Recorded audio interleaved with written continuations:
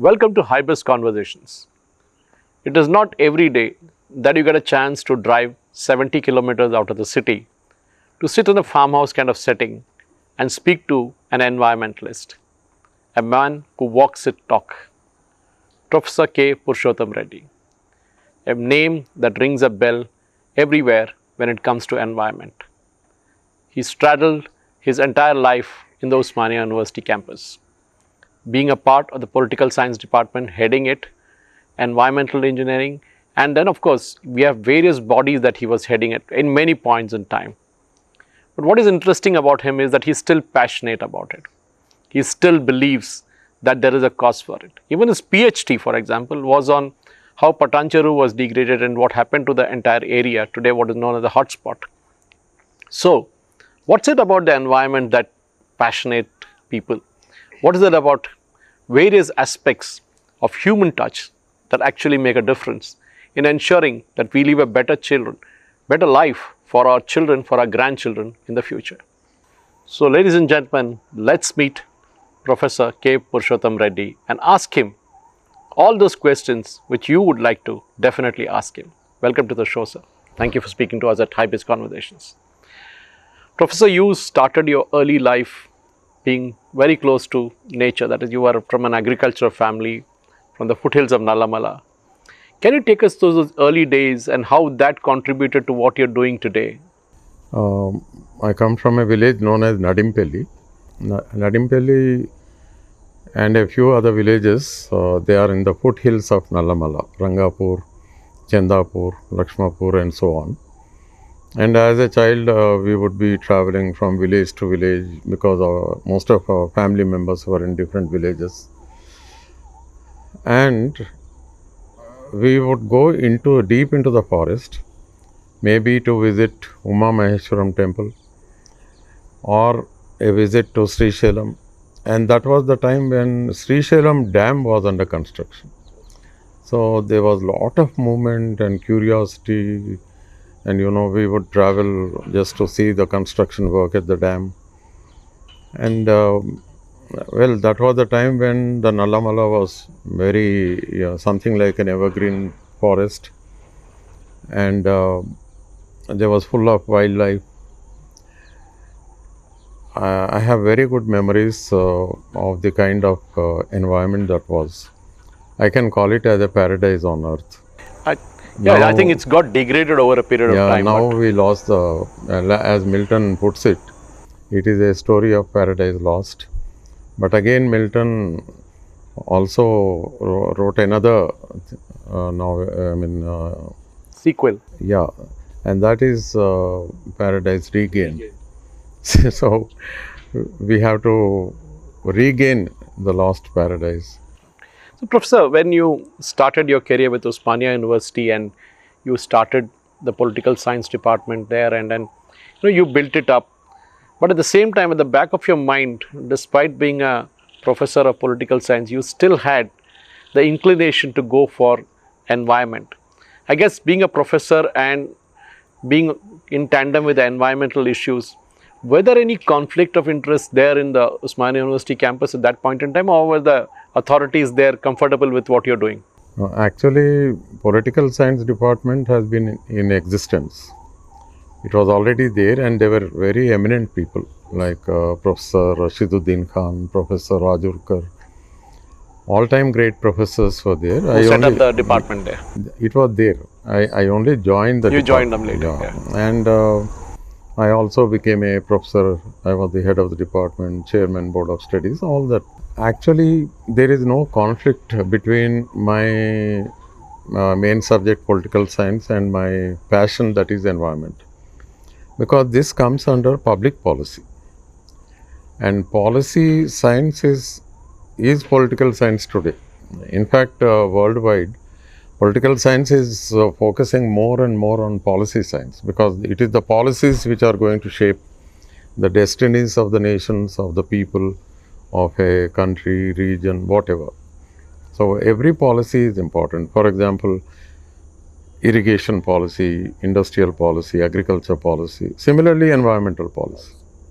So that is where I took my PhD topic. I worked on the environmental degradation in Patancheru, and that's how I am into it. But simultaneously, my father used to have a farm on the eastern side of Hyderabad, Sarun Nagar, and we had an excellent well built by probably Qutub Shahis.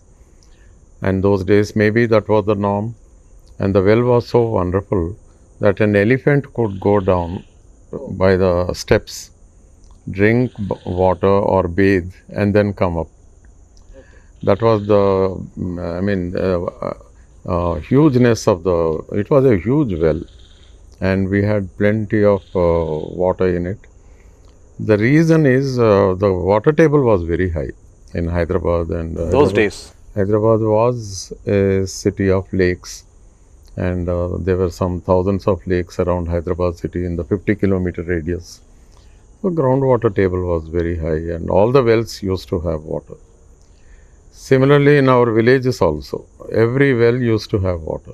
In fact, those days, everyone in the village knew swimming because there were so many, water. and every well was something like a swimming pool. Today, the water tables have gone down.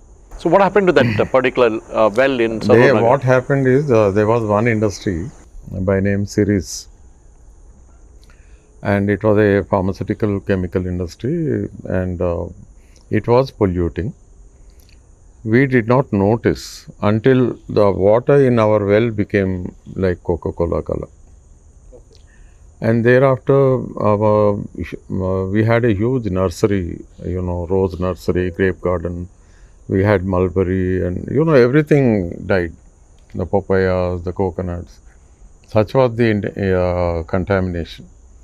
When we continued to use the water because we had no alternative, everything wiped out. Every plant died. So it became a biological desert. Then media, we were just highlighting the issue, and that synchronized with the aftermath of Bhopal. 1984 December, Bhopal gas disaster. And January 85, hardly one and a half month, we noticed our well was polluted. So you had a Bhopal in Hyderabad itself. Yeah, that's what the media highlighted, and media took it up very seriously because that was the first case after Bhopal. And there was the scare of Bhopal. It's a world's worst industrial accident. It occurred in India. Naturally, it was there uppermost in everyone. So media coverage was there, very heavy, and we also were encouraged to work more, and people were coming to us. So we made a common cause. We went to the High Court, and we filed a case, and the High Court appointed an advocate commission. That was the turning point. That commission gave a good report. Subsequently, the industry was closed. Oh, that's a big victory for you. Starting. Then what happened? Next to our Osmania University, you know that area, Nacharam. Oh yeah, that's true. Nacharam, there used to be a lot of industries, highly polluting, and it became very difficult. The air was something like, it carried a putrefying smell. And our students in the hostel, they could not eat the food, and nauseating feeling and all that. So they all came to me. So they were thinking, because I had succeeded in Sarun Nagar, they were thinking that I was a real good expert and all that, and I can help them. My own students from Osmania University, when they made a representation, political science department, there was Professor Kodan Ram, my junior, and Professor Vakil, my classmate. We three, and the outer Osmania University Teachers Association, we all went there, and we talked to the public citizens. They said, "Sir, we know that Sarun Nagar, you were successful. Now, whatever you tell us, you just give a prescription of protest, we'll do it." So, see, looking at their plight, we recommended 1 week relay hunger strike followed by Dharna in PCB. It's like a doctor giving a prescription. So, and they meticulously followed. Relay hunger strikes, there were more than 1,500, 2,000 citizens sitting every day for 1 week, and eminent people coming and addressing. and every day it was being reported. And on the 8th day, march to the PCB, that was in Kavadiguda then. So we just went there. 1500 by motorcycles, others by cycles and buses, approximately 3000. We all went inside, and coming from political science and having studied Gandhi and India's freedom struggle, I made it very clear it will be absolutely non-violent. Even in Sarunnagar, it was 100% non-violent. So we all gathered there. Fortunately, the chairperson of the Pollution Control Board, Mr. Natarajan, was the IAS. He was there in the building, and they were having a regular PCB meeting. The chairperson, IAS, senior IAS officer. What happens when 3000 people enter a public building? Of course, no violence, only slogans. Immediately, police, panic officials, they'll inform the police. Police came, approximately maybe 500 or 600 of them. We were inside, police was outside. But I assured Mr. Natarajan, sir, we are all from the university, we are university teachers. There will not be any violence, I assure you. But we want our problems to be solved. It's a very serious issue. University teachers, students, and the citizens, they are unable to breathe, unable to drink the water. It's highly contaminated. We request you to take action. Then all the citizens also, residents associations, they all spoke. Mr. Natarajan was a thorough gentleman. He asked us, you please wait in the corridor. We'll have a meeting, take decisions, and we'll inform you. So we all went outside. We were there in the corridors. Others were, downstairs. After about 40 minutes, we were called inside, and they replied to a memorandum. Whatever we asked, they agreed. We had asked for medical teams, drinking water, closure of polluting industries, removal of hazardous waste, like that. Everything was, and they even sanctioned money for all these purposes. Oh, wonderful. So what happened, and naturally media was there because of the police and the public. They covered everything. Now the impression was that when university professors take up an issue, it leads to solution.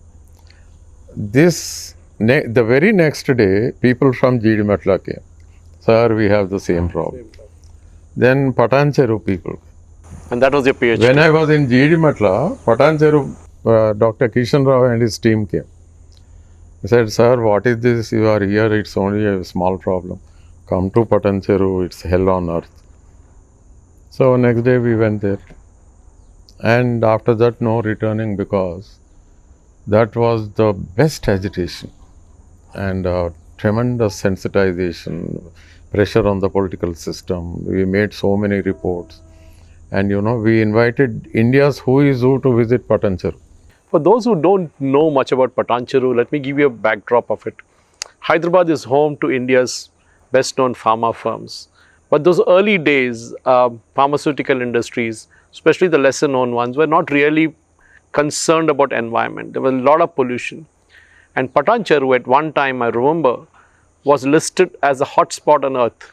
It was so polluted that the groundwater could not even be touched. It was that bad. Things have slightly improved since then, but it is not that it is hunky-dory even now. So I'll request Professor Reddy to just speak on what exactly was happening there. So those days, as you rightly pointed out, the defect was to begin with the government. There was nothing like a planned industrialization. See, Naam ke vaste Andhra Pradesh Industrial Infrastructure Corporation was there. It was more like a real estate business. They would only lay the roads and sell off the plots. No questions were asked about the type of technology or the treatment facilities of effluents and air pollution and hazardous waste. Nothing. So whoever first come, first serve, they would allot the plots, and that's how industrialization took place. And because there was Pollution Control Board, the Prevention of Water Pollution Act 1974, and that was 2 years after Stockholm Conference. And PCB came into being 76. This area, Patancheru plus all that Medak area, became Indira Gandhi's constituency in 1980. So I remember that. She contested. And then all the industrialists wanted to please Indira Gandhi. So they wanted an alibi. So they would set up an industry and go to Delhi and meet Madam. Madam, we have set up an industry in your constituency. She is happy. And happy. And moreover, that constituency connection will be there. So that is how rapid industrialization, haphazard industrialization, no questions asked, failure of the government to regulate properly in spite of the laws. And that was also the period which witnessed the awareness on the environmental issues. We call it as the entire world was discussing only one subject, and that was environment, particularly from 1973 to 1983. And the growth of literature in this subject was so intense and voluminous that the United Nations wanted to understand, okay, let us appoint a commission to review the literature. And they appointed WCED, World Commission on Environment and Development, headed by Gro Harlem Brundtland. And they gave that report 1987.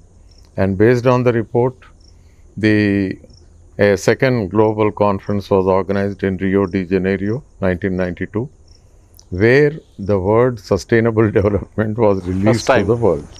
That's how the word came into. It is in that report, sustainable development was defined, and they defined it as a development process which enables the present generation to meet its needs. But at the same time, the present generation should be conscious of the fact that it is not going to be the last generation to live on the planet Earth, and that life has to continue. And therefore, the present generation has an obligation towards the coming generation. The subject of environment talks about equity within a nation, between the nations, and also between generations. So, coming back to Patancheru, initially we used to file cases in the Andhra Pradesh High Court, and of course always winning, there is no doubt about it. We never lost a case because we are on the right side of law. In fact, the law and we are parallel. But the point is, we had our limitation. Being a university teacher, I had to go to the university. So it was in this kind of scenario that we invited MC Mehta. And MC Mehta is world number one when it comes to. So he files a lot of those PILs in the Supreme Court. He is the one who took care, and absolutely free. People of Patancheru, they didn't have to pay anything. Everything was wonderful. Dr. Kishan Rao did a great coordination thing. And we started winning left and right. More than 40 orders we got from the directions, orders at periodic intervals, every 4 months, 6 months, 1 year gap sometimes.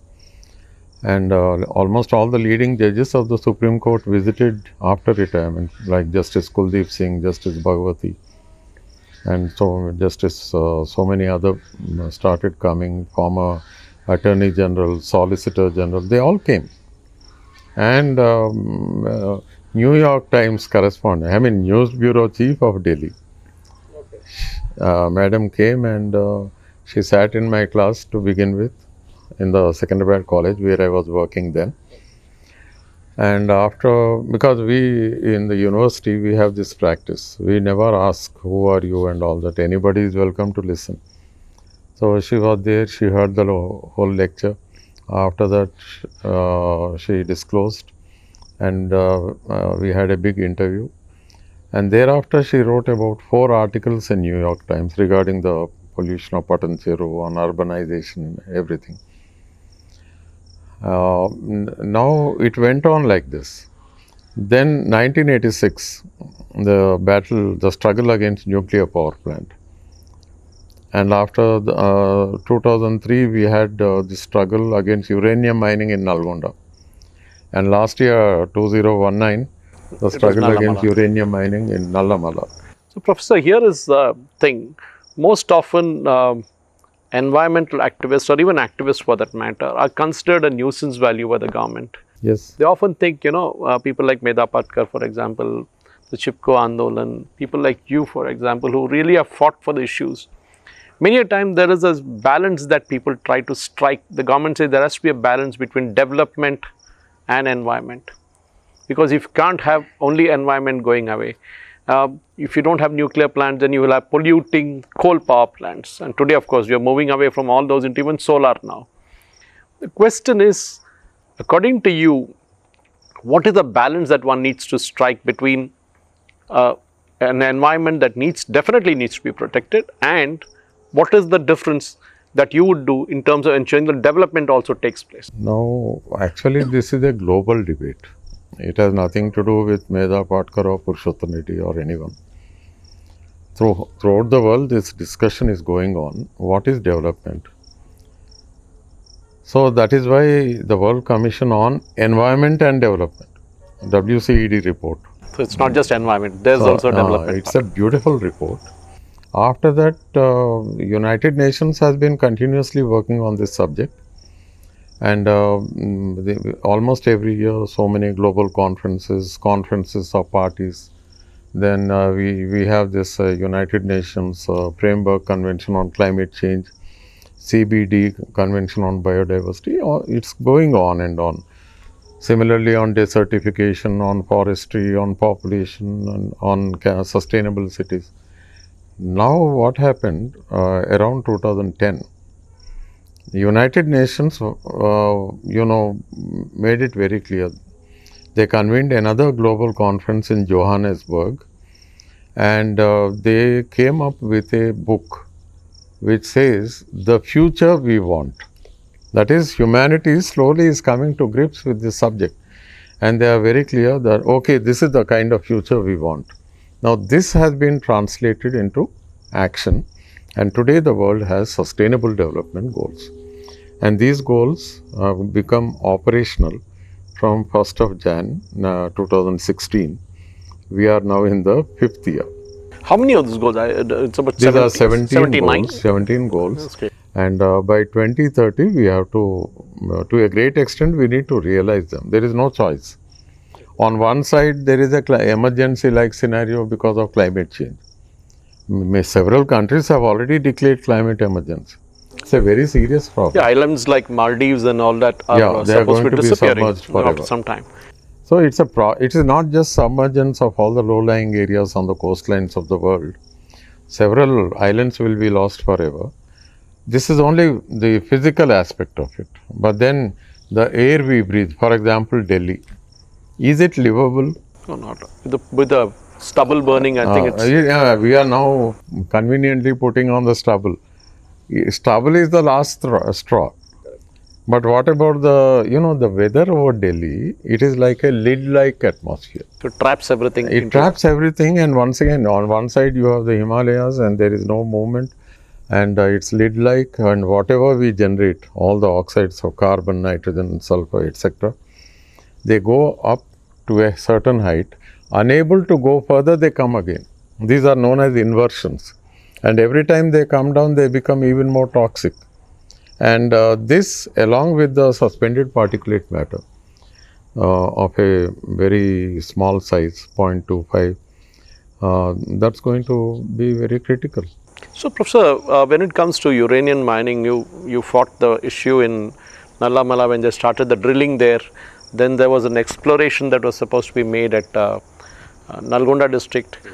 Of course, Hyderabad is home to India's entire manufacture of uranium at the nuclear fuel complex, which is very close to Nacharam, where you had fought a huge battle. But today people are living just to say a few hundred meters from the plant. So have people got used to or reconciled to the fact that, look, if it happens, it happens. And Bhopal happened similarly. It was neglect. We saw some things in Vizag which happened. There were gas leaks that happened and many people died. There were fire accidents after that. Do you think it has come to a stage where commercial operations, commercial benefits, politicians think that is what the vote bank is all about, and they go all out to satisfy their vote bank to ensure that development, in the name of development, that doesn't matter if the environment goes for a 6 now. This is more important. Yeah, now here it is two in one, as a political science teacher and also as an environmentalist. One point I want to make it very clear. It's not just, we are not talking about India alone. The whole world is like this, whether it is Russia or China or America, UK, most of Europe, except for a few northwestern countries like Norway, Sweden, Denmark, Holland, Belgium, those small, the rest of Europe also is the same. Now what's happening? After 1991, after the collapse of Soviet Russia, right? A very focused approach has been LPG, liberalization, privatization, globalization. And this became a buzzword in the entire world, in all the countries, as if it was something new.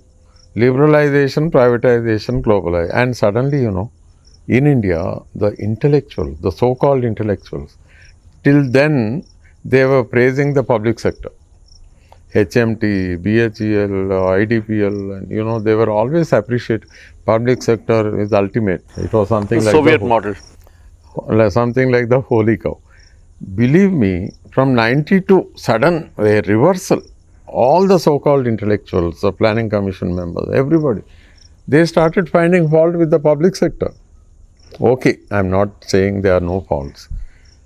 But then deliberately they started giving public sector a negative image, and the general public started believing that whatever is privatized is good.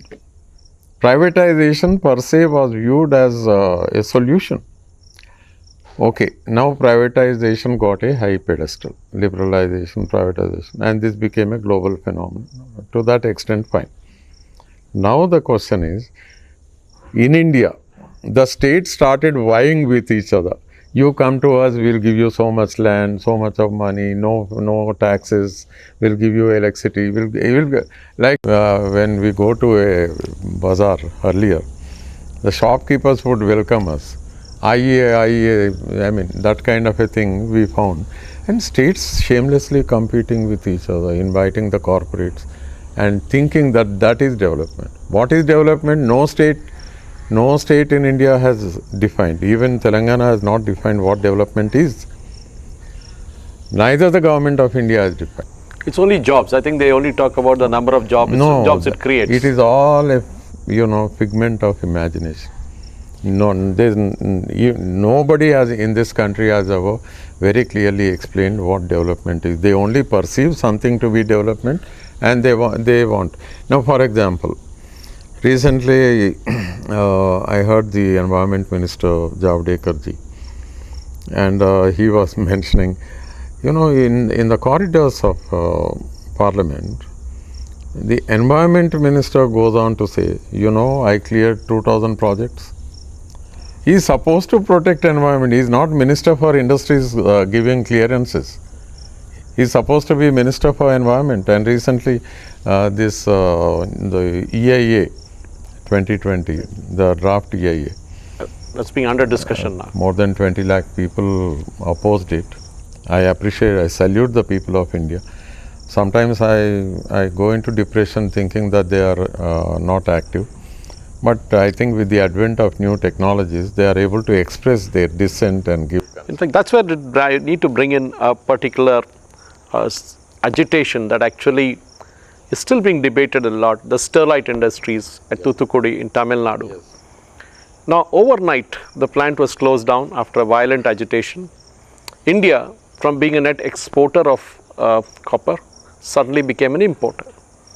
Now, there were allegations that there were foreign powers behind this, there were foreign companies behind this to ensure that that plant shuts down so that India starts importing from those same companies which were supposedly sponsoring the agitation. Now, the government has also come down pretty hard on many NGOs, which not just Thoothukudi one, but again, many of the activists. Foreign funded NGOs. Yeah. So, where is, do you think there is a substance in this allegation? No, I am basically any funding by anyone.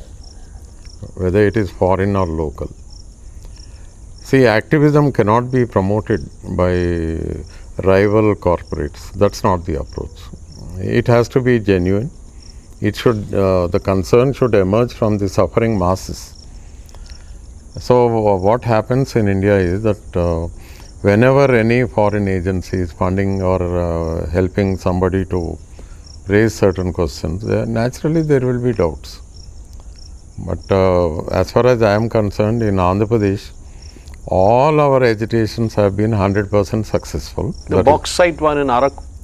Araku we didn't take up. No, not that. I mean, there was some agitation against the bauxite mining there, the tribal area, and it was not supposed to be done. I think even in Orissa, we saw the Vedanta facing a lot of opposition, and they finally pulled out. There is a problem in other states because it all depends upon who takes it up, what is their credibility, and see, for example, when we take up, myself or B.V. Subbarao or Dr. Narasimha Reddy, so many, Professor Shivaji Rao, M.C. Mehta, there is, first of all, there is zero violence. Then there is zero hatred also. No hatred against anybody, because we know, we go by the strength of our arguments. We can't be defeated. It's impossible. The best of anybody in the world, let them be on the other side, we are on this side. We know the facts, we know the situation, our fingers are on the pulse of the people. We know their rising aspirations, and we don't have to. I'll give you one best example recently. This Nallamala struggle against uranium mining in Nallamala. You know, we won the battle in 2 months. The Chief Minister and his son both were competing with each other. One goes to the assembly, the other goes to the council, and they give statements. How come they suddenly change? I mean, they had to rush to the assembly and council. What do you think was the pressure? You know, in 5 assembly segments, the TRS base was wiped out. MLAs were told don't enter. This is in Nallamala, that adjoining you know areas. What? Achanpet. Nagar Karnool, Kalvakurti, Kolhapur, Devarkonda, and maybe the 6th one is Nagarjuna Sagar. All the adjoining areas. Achanpet is the nucleus, but adjoining constituencies, people said no. And this is the Tiger Reserve, by the way. Apart from Tiger Reserve, it is the people who realized that this would affect their livelihood. Tiger Reserve is a separate story. The people realized that mining would destroy their habitat. So that again brings the question of balance. So India can still import uranium from Australia or Canada no, or but anywhere. Do we need uranium? That's the basic question. So that's a question I'm coming to next, because Chernobyl was a wake-up call for many people. Okay, it still rankles a lot, but this generation doesn't even know what Chernobyl is, what happened there. It's entombed, it is lying desolate. Lakhs and lakhs of people even now, and maybe even in the future, will suffer from the after effects of Chernobyl. But when you look at a country like India, where power has to be produced at a rate which is competitive, which is affordable for the poor people, for the middle class, what is the solution then? Where do you strike a balance? Solution is very simple. Now, first of all, why we are opposing nuclear reactors is, that is one technology which nobody can manage. See, we opposed the siting of a nuclear reactor at the entrance of the left canal at Nagarjuna Sagar. And the argument was very simple. What if something goes wrong? The entire water will get polluted. Chernobyl, and this happened immediately 1 year after Chernobyl. And I had read the whole reports about Chernobyl. So in the public debate or in the lecture that was organized in Institution of Engineers, where the then chairman, Mr. Srinivasan, had come to give a lecture, we asked certain questions he could not answer. And the meeting ended abruptly. Okay, forget that. In about 5 districts, in every college, in every town, there were so many meetings, and thousands of people were listening to us, myself and Professor Shivaji Rao, Dr. Bal Gopal. We were with the people explaining, and the government could not do anything. They simply gave up, they surrendered.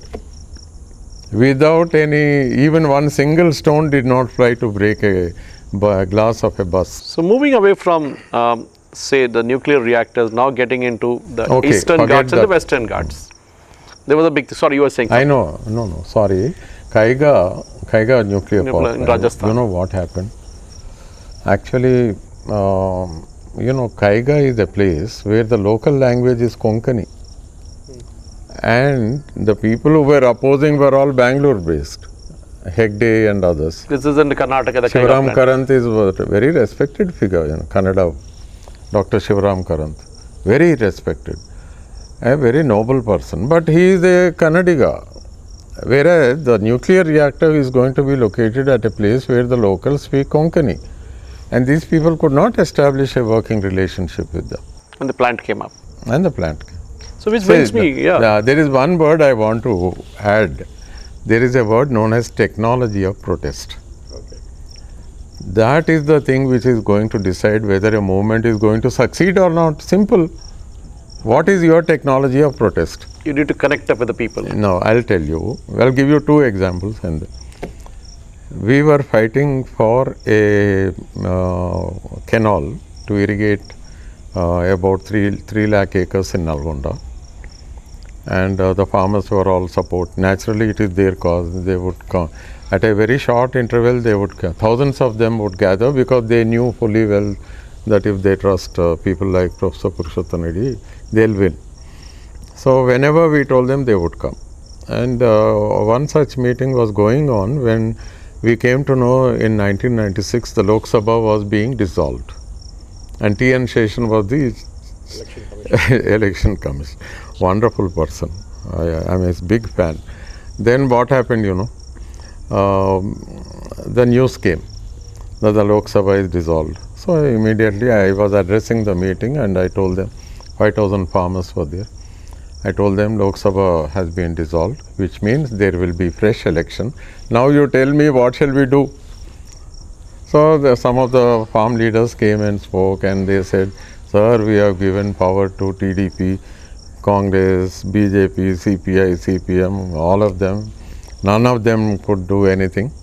We have no faith in the political parties, and that was the sum and substance. Then, okay, what shall we do? Mere Japan, sir. That is, please, you tell us. Then I told them, you do one thing. I want the farmers to file nomination. How many, it is up to you, but minimum 500. Maybe if you can go up to 1,000, it's fine. The more the better, because that means you are registering your protest. Agreed? No questions asked. And then I had to tell them, it means that there is going to be an expenditure of 500 rupees as deposit. You know what they said? Don't worry, sir, 500 we'll think we'll put some urea bag in our field and the crop failed. Don't worry about the money. We will definitely register our protest.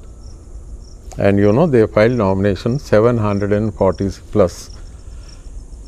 Approximately 200 nominations were rejected. Still there were 540, and Mr. T.N. Sheshan was caught unawares because the Central Election Commission did not make a provision to provide symbols to so many independent candidates.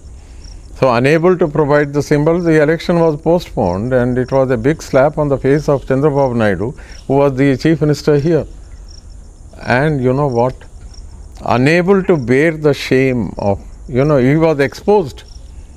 And in the entire election, Nalgonda problem, fluorosis and everything, it was highlighted, and I was there in Hyderabad, my friends in Nalgonda, and media was naturally calling us from Delhi just to find out what's happening in Nalgonda. And we would tell the story time and again, and ultimately the problem of the people is highlighted to such an extent that Chandrababu Naidu, after the election, Lok Sabha election, he arranges to lift the water and connect to the canal which was already dug. And that water was lifted from Nagarn Sagar, and they built a balancing reservoir known as Akkampelli. And water given in a few months, the whole thing is done, and 3 lakh acres, 550 and very peaceful agitation. Very, very peaceful. Very peaceful, not even nothing, just intelligence. How do you do it? Patan Cheru we highlighted with that 2000 bullock cart race. 2,000 bullock carts, we organized a protest from Patancheru town to, there is a bridge over Nakavagu up to that point. So that's a question. I mean, the environmental classification. I come from a state where the Madhav Gadgil and the Kasturi Rangan Commission reports had generated a huge furor among different parts. I mean, it involved They did the a church. great job. Yeah, they involved the church. It involved the tea estates. It involved a lot of things. But I think Kerala learnt its lessons with the landslides, which killed I a know. number of people. I know. You were also written a similar report on the Eastern Ghats, for example. What can you just encapsulate? What was that? Eastern Ghats, we took it up about 8 years ago, 9 years ago. And our methodology is different because I am basically academic. So what we did is we first had huge meetings in the universities, right from Utkal University, Andhra University, Nagarjuna University, Venkateshwara University, Rayalaseema University, including SRM University in Chennai. All that belt were Eastern Bhagat. And also in Telangana, Nalgonda and Mahabubnagar universities we had, and where it is not just a few people, Vice Chancellor or Central Minister, local ministers, local MA, everybody is involved, and a tremendous sensitization, involvement of everybody is involved. I think we can take a small break right now because it's about to drizzle, but can we continue and then we may move in and take the interview inside, so that the next part of it, which is very crucial to Hyderabad city as such, is the recent rain. So no, this drizzle also reminds we'll us. just move in. The drizzle reminds us that the rains in Hyderabad are still not over. Ladies and gentlemen, keep watching the next part, and definitely this is about the Hyderabad city itself as such.